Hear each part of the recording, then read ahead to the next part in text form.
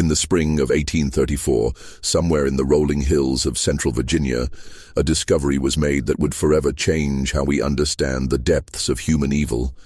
47 children, ages ranging from 6 to 16, were found chained in a basement beneath what appeared to be an ordinary farmhouse.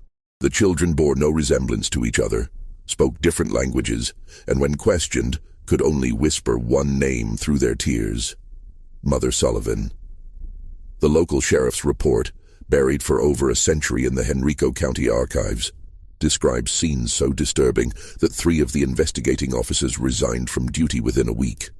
What makes this case truly haunting isn't just the horror of what was found, but the chilling realization that Constance Sullivan had been operating her twisted enterprise for over 2 decades without detection.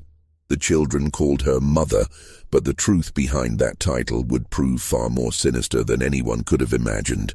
Before we continue with the story of the Sullivan family and their unspeakable secrets, I want to ask you something important. This channel isn't for everyone, only for the bravest souls who dare to confront the darkest chapters of American history. If you've made it this far, you're not like most people. You understand that some truths are too horrifying to ignore, no matter how much they disturb us. So hit that subscribe button and join our community of true mystery seekers. And tell me in the comments, what state are you listening from? Are you brave enough to hear stories like this from your own backyard? The question that haunted investigators then, and continues to perplex historians today, is how such a massive operation could have gone undetected for so long in a close-knit rural community. The Virginia of 1834 was a land caught between 2 worlds.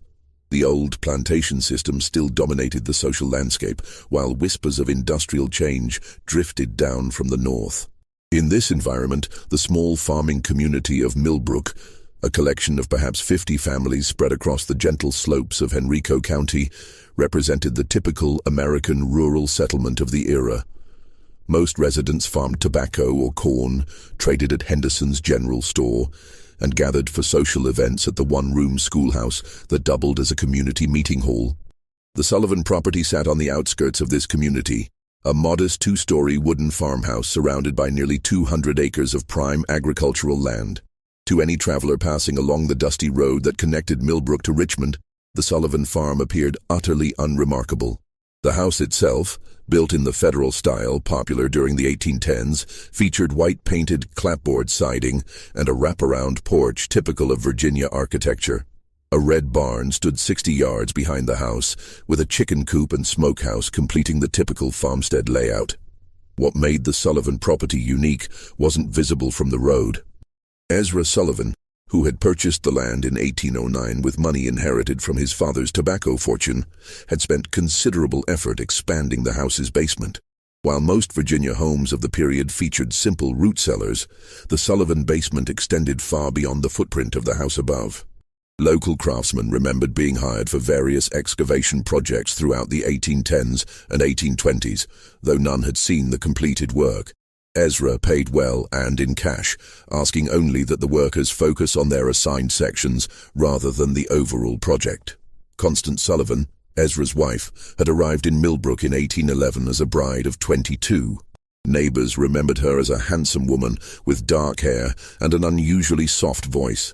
She dressed simply but neatly, attended the Methodist church services when health permitted, and maintained a reputation for charitable works. When approached about contributing to community causes, Constance would inevitably explain that she and Ezra were already caring for several orphaned children from her family back in Pennsylvania. The arrangement, she explained, was temporary, just until suitable permanent homes could be found. This explanation satisfied the community's curiosity about the occasional glimpses of children around the Sullivan property. Mrs. Henderson at the general store would sometimes see a young face peering from the Sullivan wagon when Constance came to town for supplies. The children never spoke, but Constance would explain that they were shy, traumatized by the loss of their parents, and needed time to adjust to their new circumstances. The community, familiar with the tragedy of orphaned children in an era of high mortality rates, accepted these explanations without question. Thomas Henderson, who ran the general store, later recalled that Constance Sullivan was one of his most reliable customers. Every 2 weeks, She would arrive with a detailed list and enough cash to purchase substantial quantities of basic foodstuffs: flour, cornmeal, salt pork, molasses, and other staples. The quantities seemed large for a childless couple, but when Thomas mentioned this, Constance would remind him about the orphaned children. She also purchased unusual amounts of basic medicines, explaining that children from poor circumstances often arrived with various ailments that required treatment. The Sullivan farm operated on a schedule that puzzled some neighbors. While most farming families rose with the sun and worked until dusk, activity at the Sullivan property often continued well into the evening. Lights could be seen in the farmhouse windows at unusual hours, and the sound of hammering or construction work sometimes echoed across the fields during the night. When asked about these activities, Ezra would explain that he was making improvements to accommodate the growing number of children in their care. Dr. Marcus Whitfield, the traveling physician who served the Millbrook area, remembered being called to the Sullivan farm on several occasions during the 1820s and early 1830s. Each time he was told that one of the orphaned children had fallen ill and needed medical attention.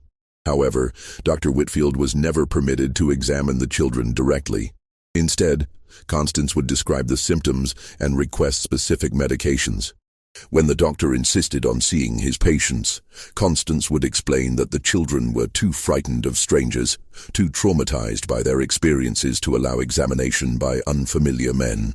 The deception was so complete that even the local pastor, Reverend Samuel Matthews, believed in the Sullivan family's charitable work. During his occasional visits to the farm, Reverend Matthews would praise Constance and Ezra for their Christian compassion in caring for so many unfortunate children. He offered to help find permanent homes for the orphans, but Constance would always explain that she was already in correspondence with relatives in Pennsylvania who would eventually take the children. The process, she assured him, simply required patience and careful arrangement. What none of the community members realized was that Constance Sullivan had been perfecting her deception for over 2 decades. The orphaned children were not temporary residents awaiting placement with loving families.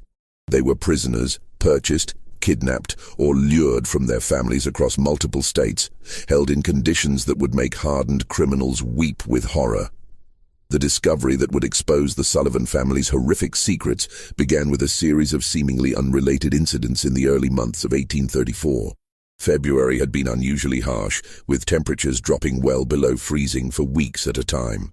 The bitter cold that gripped Virginia that winter would prove to be both a blessing and a curse for the 47 children trapped beneath the Sullivan farmhouse. On February 23, 1834, a traveling merchant named Jacob Stern was making his way from Richmond to Charlottesville when a violent snowstorm forced him to seek shelter. The Sullivan farm, being the closest building visible from the road, seemed like a natural choice for emergency accommodation. Ezra Sullivan, despite his obvious reluctance, could hardly refuse hospitality to a stranded traveler during such dangerous weather.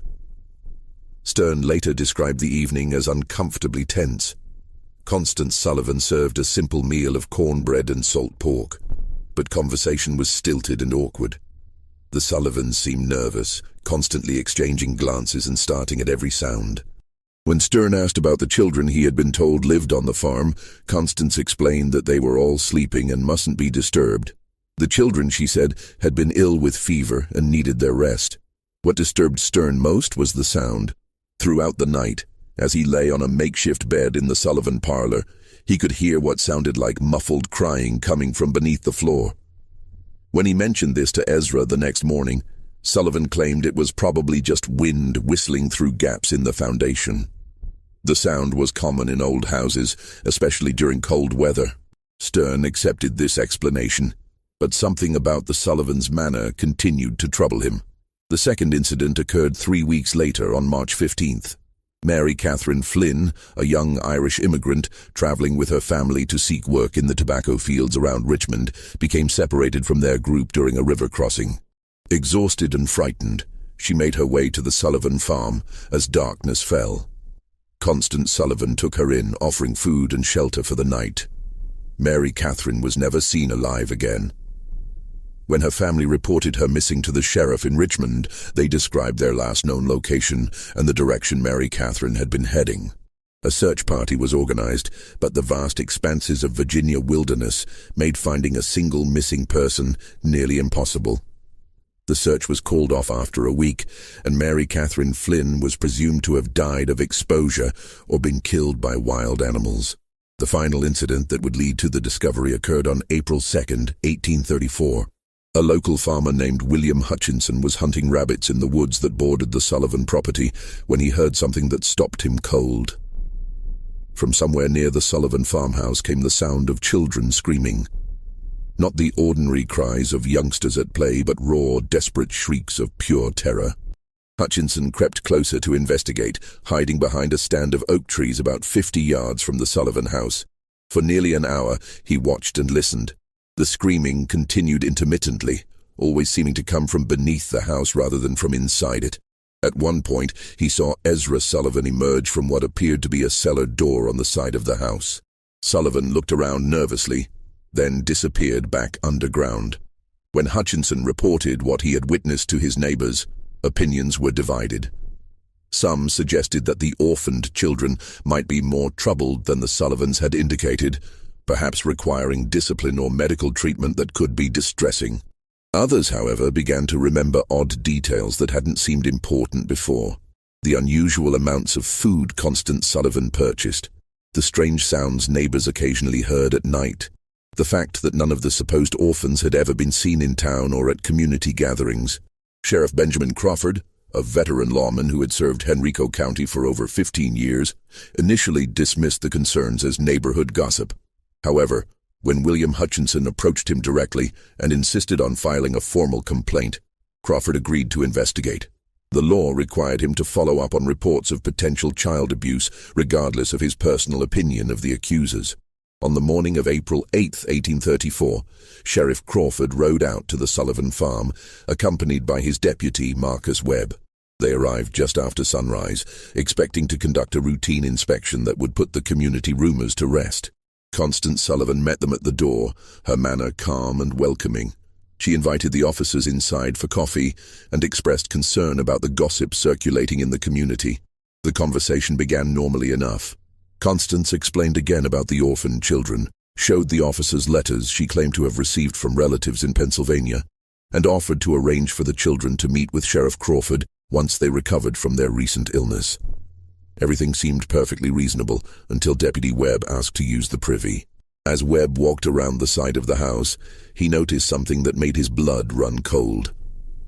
The cellar door that William Hutchinson had seen Ezra Sullivan using was secured with 3 separate padlocks. Heavy chains wrapped around the door handles, and the wood around the locks showed signs of desperate clawing, as if someone had tried to scratch their way out from the inside. When Webb returned to the house and quietly informed Sheriff Crawford about what he had observed, both men knew they were dealing with something far more serious than community gossip. Crawford politely asked Constance to show them the cellar, explaining that a thorough inspection would help put the rumors to rest. The change in Constance Sullivan's demeanor was immediate and chilling. Her face went pale, her hands began to tremble, and she began stammering about how the cellar was dangerous, how the children weren't allowed down there, how there was nothing to see but old farm equipment and storage. That was when they heard it. From somewhere beneath their feet came the sound of children crying, followed by a weak voice calling for help. The sound was muffled but unmistakable, and it was coming from directly below the kitchen where they stood. The immediate aftermath of that first discovery would haunt Sheriff Crawford for the rest of his life. When he and Deputy Webb forced open the cellar door, the stench that rose from the darkness below was overwhelming. A mixture of human waste, unwashed bodies, and something else that Crawford later described as the smell of despair itself. The basement that Ezra Sullivan had spent over 2 decades constructing was a masterpiece of calculated cruelty. The main chamber stretched far beyond the footprint of the house above, extending into the earth like an underground warren. Stone walls, carefully mortared and designed to muffle sound, created a series of interconnected rooms. The largest chamber, directly beneath the kitchen, housed most of the children. They were chained to iron rings embedded in the stone walls, each child secured by shackles around their ankles. The chains were long enough to allow movement within a small area, but prevented any possibility of escape. The children ranged in age from approximately 6 to 16 years old. They were emaciated, their clothes reduced to rags, their bodies bearing the marks of prolonged neglect and abuse. Many showed signs of illness, fever, respiratory problems, and skin conditions that came from living in the damp, unventilated underground space. What struck both officers most forcefully was the silence. After the initial cries for help, the children said nothing. They simply stared at the newcomers with eyes that held no hope, no expectation of rescue. Deputy Webb, a father of 4, had to leave the basement twice to vomit. Sheriff Crawford, despite his years of law enforcement experience, found himself unable to process the full scope of what he was seeing. The methodical nature of the imprisonment, the evidence of long-term planning, the sheer number of victims, it was beyond anything in his experience or imagination. In the smaller chambers, Crawford and Webb found evidence of the Sullivan system of control. One room contained stocks and restraining devices for punishment. Another held what appeared to be a primitive medical area where the children were treated for injuries and illnesses, not out of compassion, but to keep them alive and functional. A third room contained detailed records that would prove crucial to the investigation. Names, ages, dates of arrival, and notes about each child's condition and behavior. The records revealed the scope of the Sullivan operation. Children had been arriving at the farm regularly since 1812, shortly after Constance Sullivan came to Millbrook. The sources varied. Some were orphans purchased from overwhelmed poorhouses. Others were runaways lured by promises of food and shelter, and still others appeared to have been simply kidnapped from their families. The record showed that over the years, more than 90 children had passed through the Sullivan basement. The obvious question, what had happened to the others, was answered in the most horrifying way possible. In a separate chamber, reached through a narrow passage that required crawling. Crawford and Webb found the remains of at least 36 children. Some appeared to have died from illness or malnutrition. Others showed signs of violence. All had been buried in shallow graves beneath the basement floor, their bodies covered with lime to control odor and decay. The investigation that followed the initial discovery would continue for months, as authorities struggled to understand how such a massive criminal enterprise had operated undetected for over 2 decades. The answer lay in Constance Sullivan's genius for deception and her understanding of human psychology. She had created a persona that was almost perfectly designed to avoid suspicion in a rural 1830s community. The character of the charitable woman caring for orphaned children appealed to the community's Christian values while explaining away any unusual aspects of the Sullivan household. The story of traumatized children who were too frightened to interact with strangers provided a ready excuse for why the supposed orphans were never seen in public.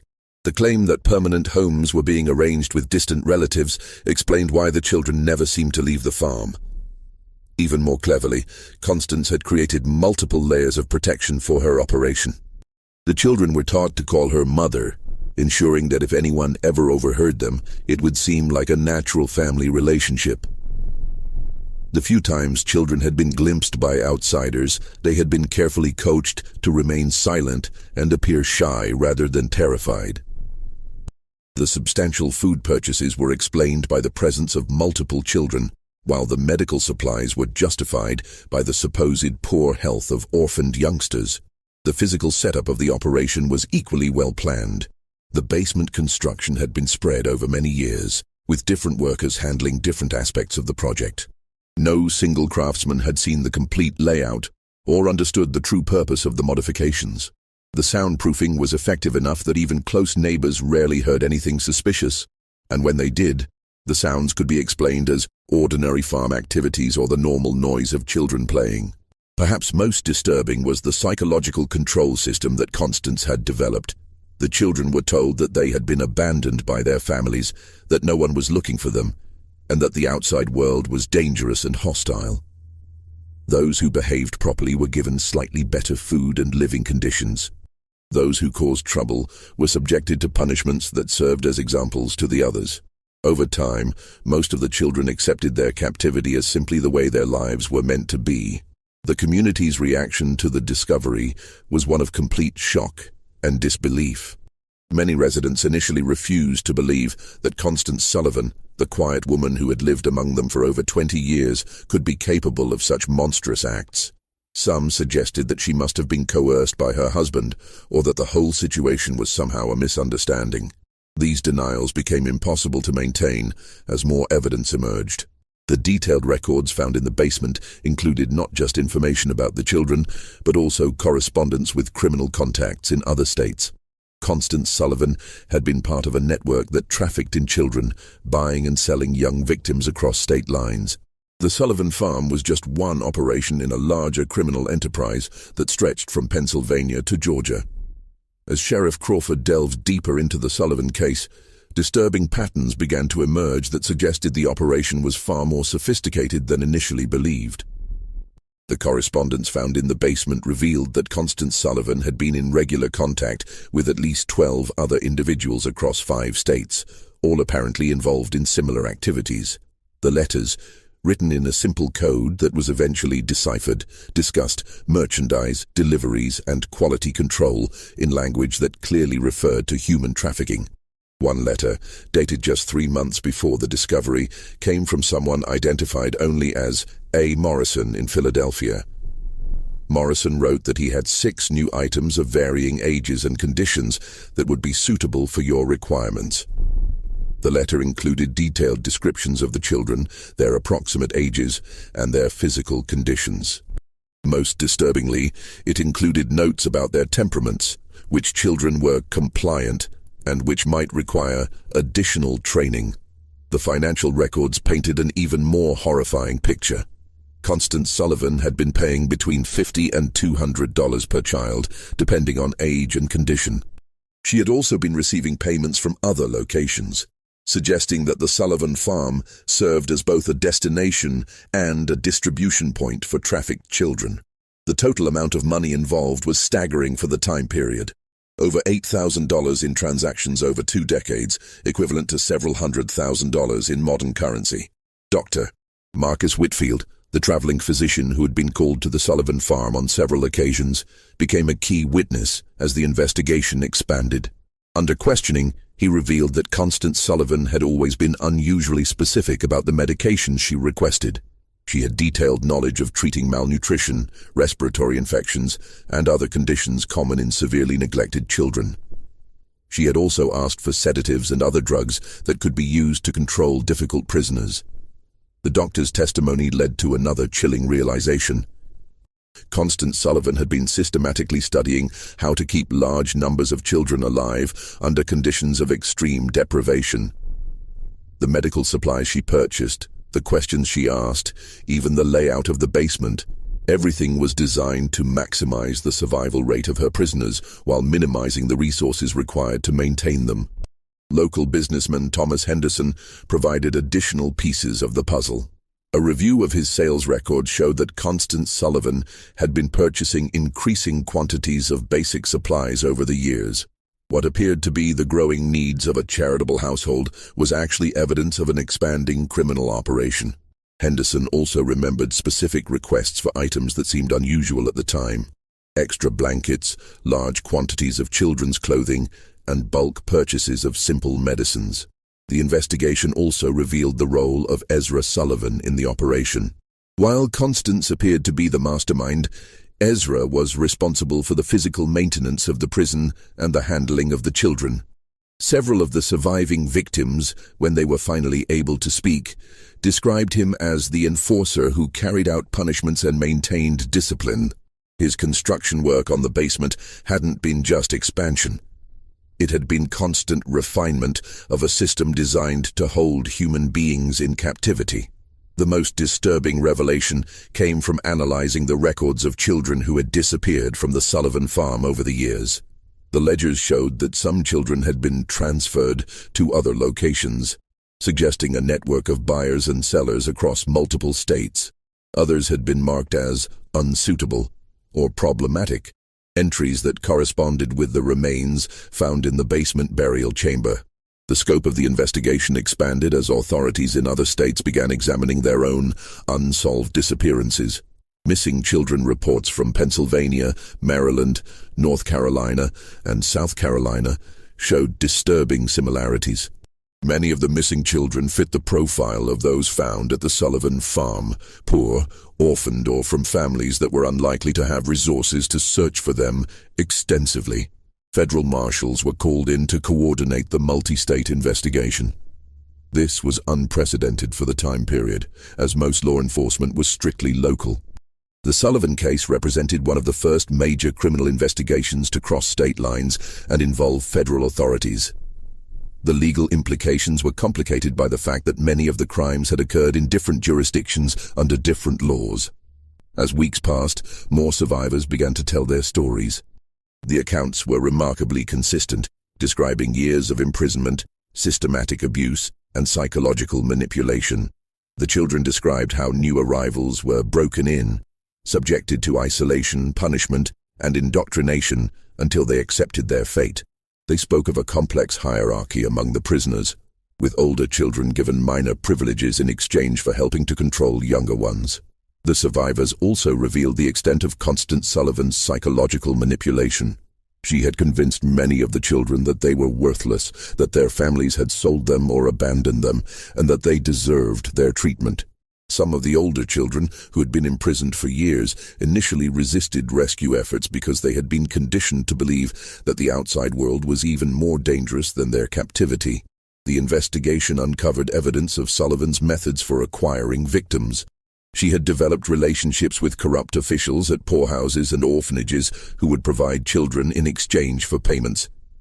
She had also cultivated contacts among criminal elements in major cities who could identify vulnerable children, runaways, street orphans, and others who wouldn't be missed immediately. Perhaps most chillingly, the records showed that the Sullivan operation had been expanding in recent years. The number of children being held had increased, and there were plans in the correspondence for establishing similar facilities in other locations. The discovery at the Sullivan farm had apparently interrupted a criminal enterprise that was on the verge of becoming a much larger operation. The breakthrough that would lead to the complete exposure of the Sullivan network came from an unexpected source. Among the surviving children was a girl named Rebecca, approximately 14 years old, who had been held longer than any of the others. Unlike the other children who had been broken by their ordeal, Rebecca had maintained a spark of defiance and an extraordinary memory for details.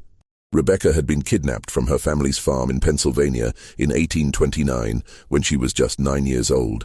She remembered everything about her capture, how a woman claiming to be a distant relative had arrived at their farm, how she had been lured away with promises of sweets and a ride to town, how she had awakened chained in the Sullivan basement.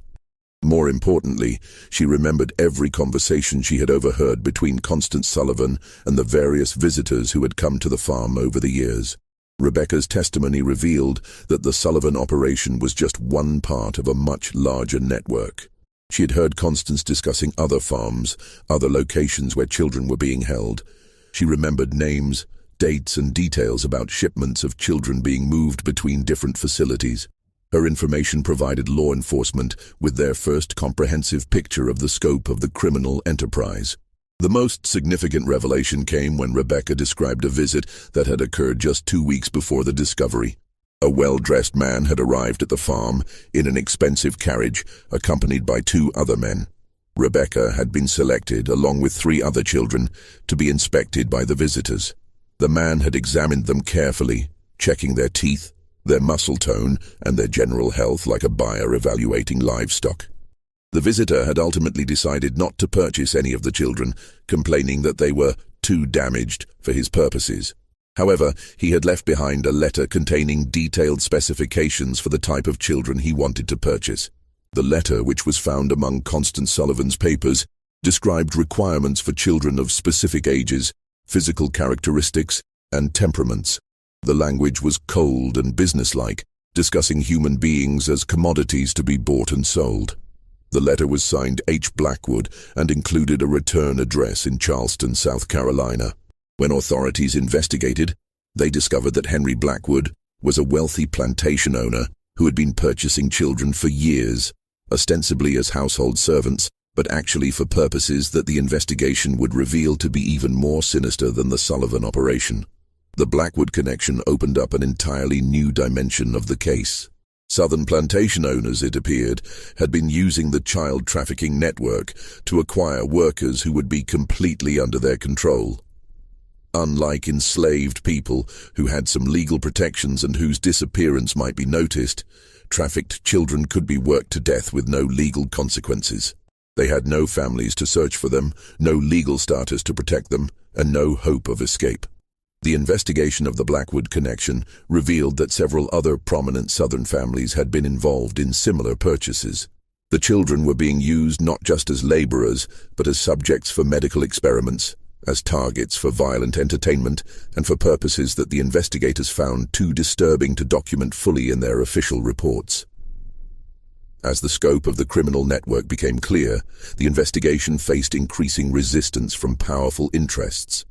Several of the families involved in purchasing children had significant political connections and substantial resources to protect themselves. Threats began to be made against investigators, witnesses, and even the surviving children. Sheriff Crawford received anonymous letters warning him to drop the investigation. Deputy Webb was attacked by unknown assailants while walking home from work. Dr. Whitfield found his medical practice suddenly boycotted by several prominent patients. The pressure was clearly designed to intimidate law enforcement and prevent the full extent of the network from being exposed. The situation became even more dangerous when one of the surviving children, a boy named Timothy, who had been providing crucial testimony, disappeared from the temporary shelter where he was being housed. A search was conducted, but Timothy was never found. The message was clear: those who cooperated with the investigation would face severe consequences. Despite the intimidation, the investigation continued. Federal marshals provided additional security for key witnesses and investigators. The surviving children were moved to more secure locations, and armed guards were posted at the Sullivan farm to protect the physical evidence. The case had become a test of whether the American legal system could function when confronted with crimes involving wealthy and powerful perpetrators. The pressure reached its peak when Constance Sullivan herself was found dead in her jail cell. The official cause of death was listed as suicide, but the circumstances were suspicious. Sullivan had been scheduled to testify about the full extent of the criminal network, including the names of all her contacts and customers. Her death eliminated the investigation's most important witness and source of information about the broader conspiracy. The mysterious death of Constance Sullivan sent shockwaves through the investigation team. If powerful interests were willing to eliminate key witnesses, no one involved in the case was safe. The investigation had uncovered a criminal enterprise so vast and so well connected that it posed a threat to some of the most prominent families in American society. Just when it seemed that the investigation might be derailed by intimidation and violence, an unexpected development changed everything. A former employee of Henry Blackwood, motivated by guilt over what he had witnessed, came forward with evidence that would blow the case wide open. The employee, a man named Samuel Pierce, had worked as an overseer on the Blackwood plantation and had detailed knowledge of the children who had been purchased from the Sullivan network. Pierce brought with him documents that proved the connection between the Sullivan operation and the Southern buyers. More importantly, he had witnessed the fate of many of the children who had been sold to plantation owners.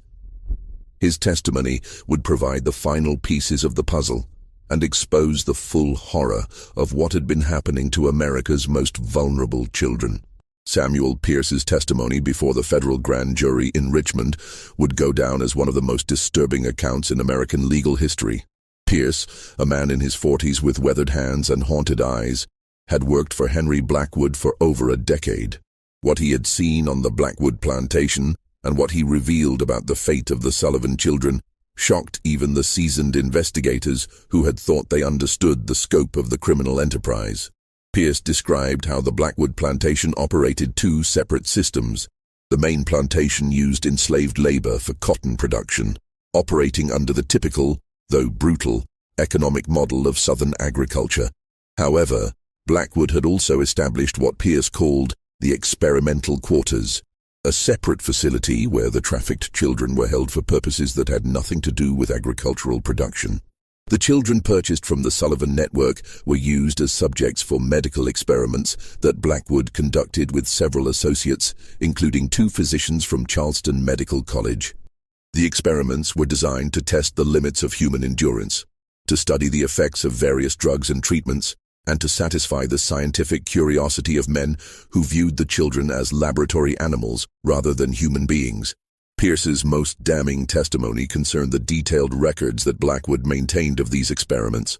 The plantation owner had documented everything: the children's reactions to different treatments, their survival rates under various conditions, and the progression of diseases that were deliberately introduced to study their effects. The records showed that Blackwood and his associates had been conducting systematic torture disguised as medical research.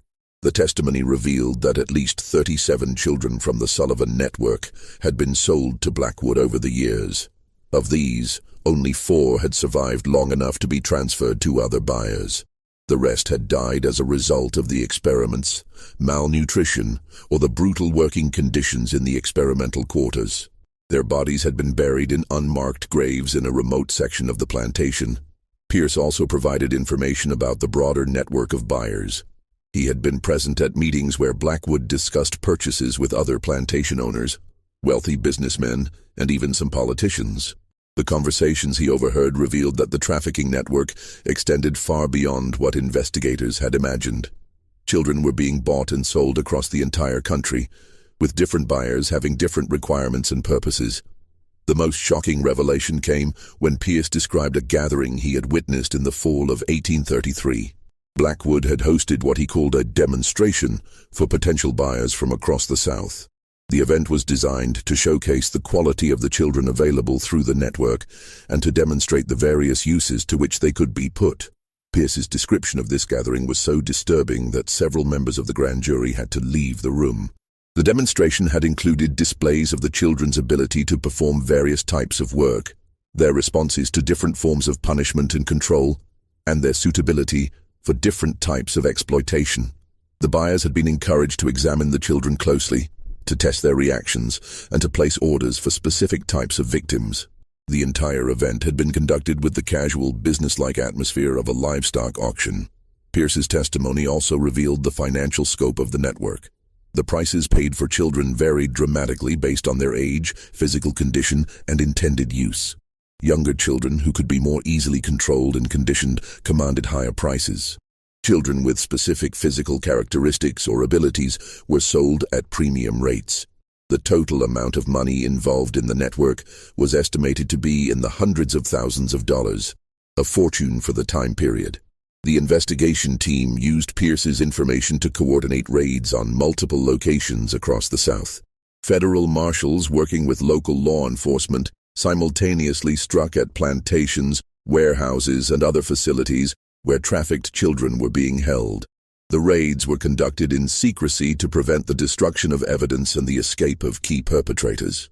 The results of the coordinated raids were staggering.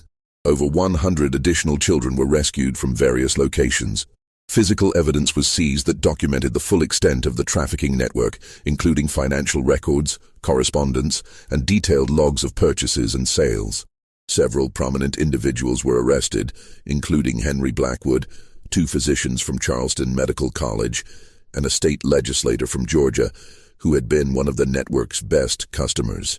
The evidence seized during the raids painted a picture of systematic evil that shocked the nation.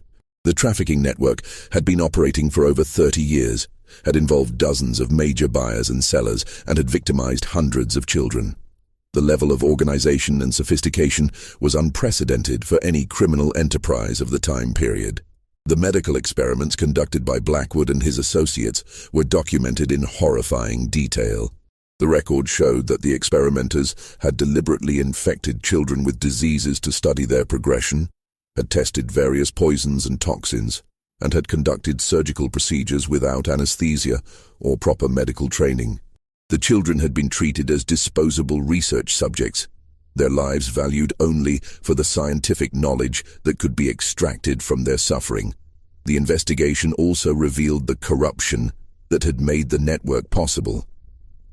Officials at orphanages, poorhouses, and local governments had been bribed to provide children or to ignore their disappearances.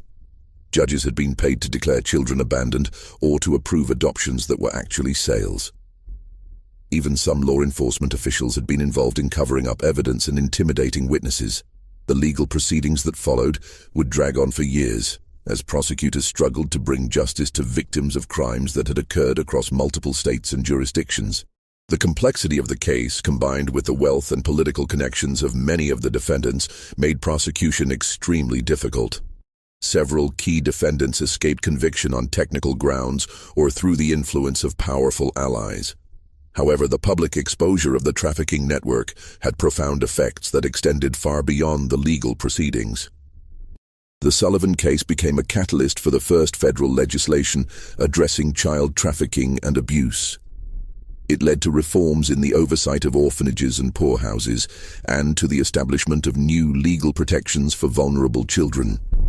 The final resolution of the Sullivan case would take nearly 5 years to complete, but its impact on American society was immediate and profound.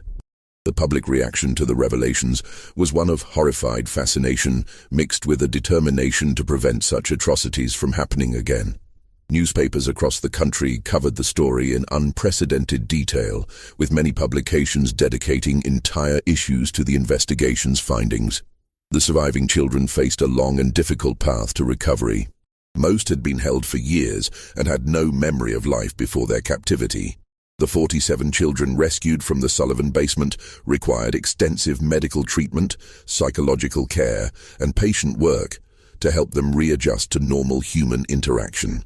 Many never fully recovered from their ordeal, carrying physical and emotional scars for the rest of their lives. Rebecca, the 14-year-old girl whose testimony had been crucial to exposing the broader network, became something of a celebrity as news of her courage spread.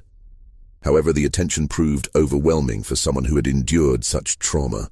She was eventually placed with a Quaker family in Pennsylvania who provided the quiet, supportive environment she needed to heal.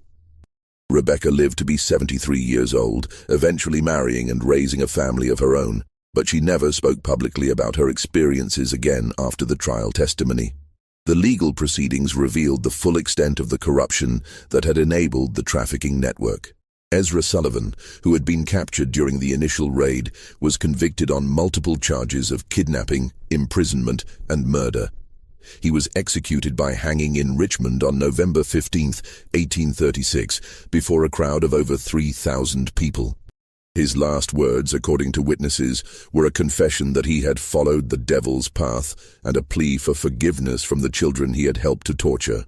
Henry Blackwood's trial became a sensation that exposed the dark underbelly of Southern plantation society. The medical records seized from his plantation provided evidence of systematic torture and murder that shocked even hardened observers.